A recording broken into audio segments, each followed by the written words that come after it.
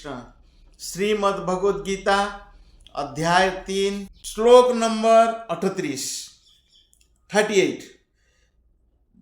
धूमेनाव्रियते वह्निर्यथा दृशो मलेन च यथा उल्बेनावृतो गर्भस्तथा तेनेदमावृतम्। अनुवाद।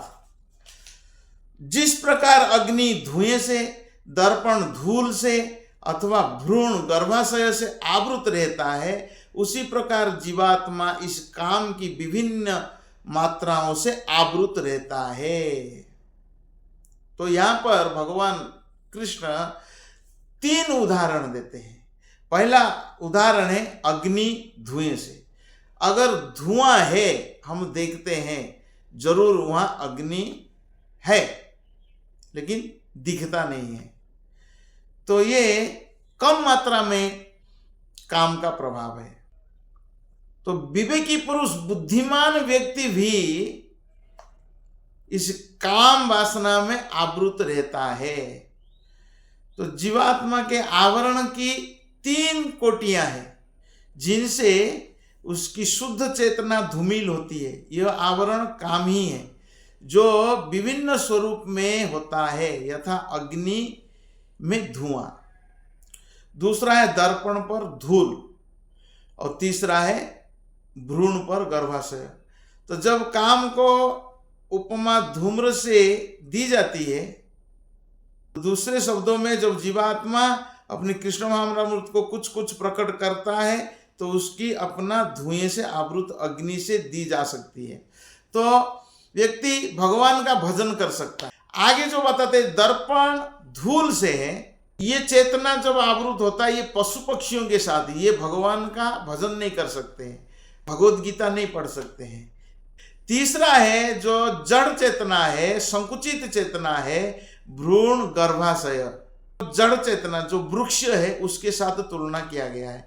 तो इसी प्रकार 3 कोटियों का चेतना है जो काम वासना से आवृत है।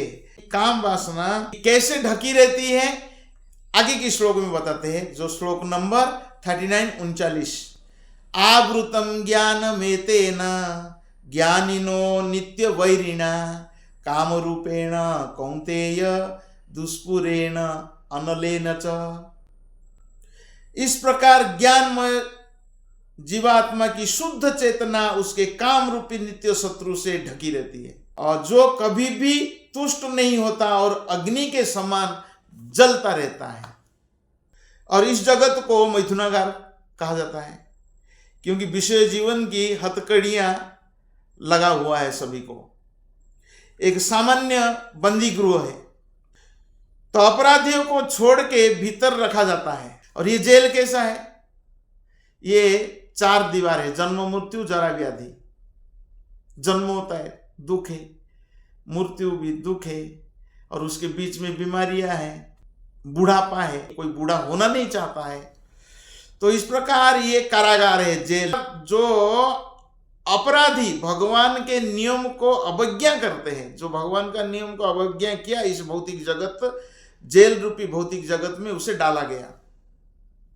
तो मैथुन जीवन द्वारा बंदी बनाए जाते हैं। यहां पर कैसा बंदी बनाया जाता है? मैथुन जीवन के द्वारा बंदी बनाया जाता है। इंद्रिय तृप्ति के आधार पर भौतिक सभ्यता की प्रगति का अर्थ है इस जगत में जीवात्मा की बंधन अवधि को बढ़ाना। अतः यह काम अज्ञान का प्रतीक है, जिसके द्वारा जीवात्मा को इस संसार में रखा जाता है। इंद्रिय तृप्ति का भोग करते समय हो सकता है कि कुछ प्रसन्नता की अनुभूति हो, किंतु यह प्रसन्नता की अनुभूति की इंद्रिय भोक्ता का परम चरम शत्रु है। तो इस संसार में जीवात्मा बंदी गृह में रहता है, एक जेल में रहता है, और केवल दुख ही भोगता रहता है। श्लोक नंबर 40। इंद्रियाणि मनोबुद्धिर अस्या अधिष्ठानम उच्यते एतैर्विमोहयति एष ज्ञानम आवृत्य देहिनम। अनुवाद। इंद्रियों, मन तथा बुद्धि इस काम के निवास स्थान है। काम का निवास स्थान क्या है? इंद्रियों, मन और बुद्धि, तीन स्थान पर हमारा शत्रु काम रहता है। इनके द्वारा यह काम जीवात्मा के वास्तविक ज्ञान को ढककर उसे मोहित कर लेता है। काम वासना हमारा वास्तविक ज्ञान को ढाक लेता है। प्रभुपाद जी लिखते हैं, शत्रु ने बद्धजीव के शरीर के भीतर के विभिन्न सामरिक स्थान पर अपना अधिकार कर लिया है। कहाँ कहाँ अधिकार जमा लिया है काम वासना ने? मन में, इंद्रियों में और बुद्धि में निवास करते हैं। तो हमारा शत्रु हमारा शरीर के अंदर है। मन समस्त इंद्रियों के कार्यकलाप का केंद्र बिंदु है।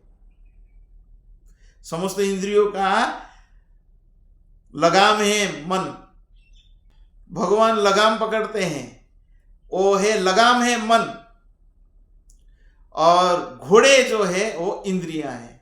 वो इंद्रियां भागती है तो लगाम के द्वारा उनको कंट्रोल किया जाता है।